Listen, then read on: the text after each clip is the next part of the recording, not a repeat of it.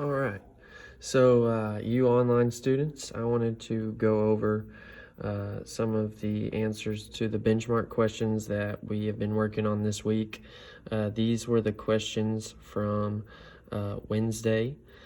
So these were questions from the benchmark that we have not covered yet in class, but we are going to learn now so that if they show back up on a next benchmark or a next STAR test, you guys would know the answers. So this question is asking, using the chart above, what probably caused the growth of the cities shown? So what caused the growth of Albany, Buffalo, and New York? Okay, these cities over here. And the correct answer to this question is G, the construction of the Erie Canal. Okay, and this information was kind of covered in that video on Wednesday on the Erie Canal.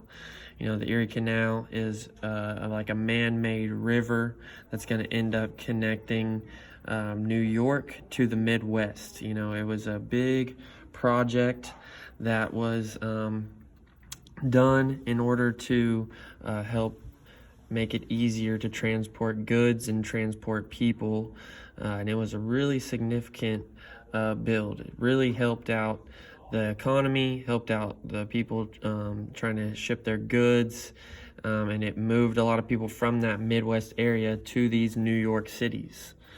And speaking of people who lived in New York, in some cities in New York, Susan B. Anthony ends up living in New York. And this question asks, why did Congress honor her by putting her on a coin? And the correct answer to this is H, that she fought for women's suffrage. So Susan B. Anthony is an important figure because she was one who believed in women's rights from an early time period, and she was fighting for those women's rights. Her and her friend named Elizabeth Cady Stanton. Elizabeth Cady Stanton was, like I said, a friend of Susan B. Anthony's, and they're kind of going to be teammates or partners in fighting for women's rights, women's suffrage, especially the right to vote. The document that we read yesterday on Wednesday discusses why did Susan B. Anthony not support the 14th and the 15th Amendments? And those amendments are going to be what gives African Americans the right to vote. And the reason Susan B. Anthony didn't support those amendments is because she thought that they should include women, that women should be included in having that right to vote.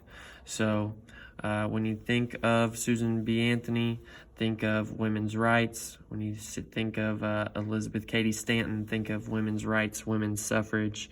They also were trying to fight for the abolition of slavery and things like that, these progressive ideas for their time. But these are the main reasons why they're important. All right.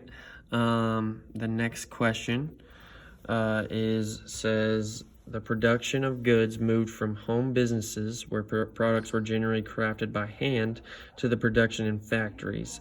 This revolution, which involved major changes in transportation, manufacturing, and communications, transformed the daily lives of Americans as much as any single event in U.S. history. Okay, and it's talking about the Industrial Revolution. So which of the following was responsible for that revolution? The correct answer to this question is B, rapid technological innovation. Okay, and we are starting to get advances in technology, and that is what's going to progress the making of goods from homes to factories, right?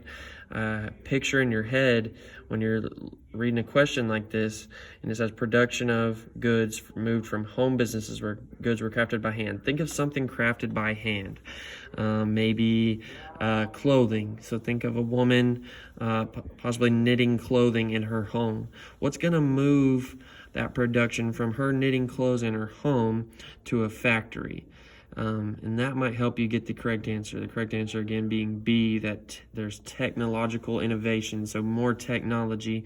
You know, if there was a faster sewing machine, that's going to move her from her home, working on sewing these in her home, to the factory, because the factory has a nice sewing machine that she can go work in the factory and make. If maybe she made 3 shirts a day sewing them by hand, now maybe she can make 20 shirts a day at the factory. This is just an example, but this might be a reason why people are moving businesses to the factories, because of the rapid technological innovation that came with the Industrial Revolution. All right, the next question asks, what diagram correctly compares 2 regions of the United States during the mid-19th century? Okay, so which region from here correctly describes what's in the chart? So the West here talks about how they had a similarity with the Northeast, and that they were large manufacturing centers. Okay, the Northeast, that would be like New York, Philadelphia, Boston. Are they going to have large manufacturing centers?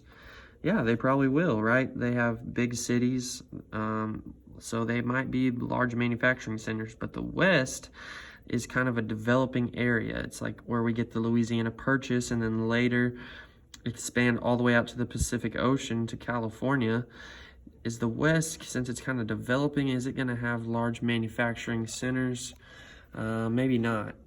Okay. The Southwest, they are going to have grain farming, is what this chart shows, and the Northeast, cattle ranching. So think of the Northeast again: New York, Boston, Philadelphia. Are they going to have cattle ranching in the big cities? Probably not. You can mark out A and B.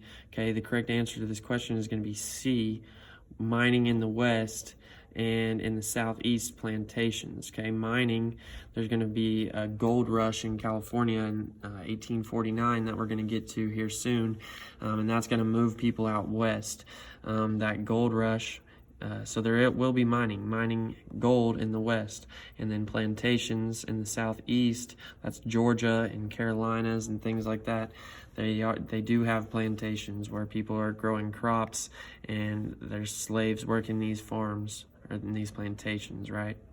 So the correct answer to this one is C. Okay, the last question is, how did the growth of the railway system during the 19th century affect the U.S. economy? And the correct answer is going to be F, by helping expand the commercial markets of U.S. companies. Okay, these railroads, the main purpose is that they move goods across the country.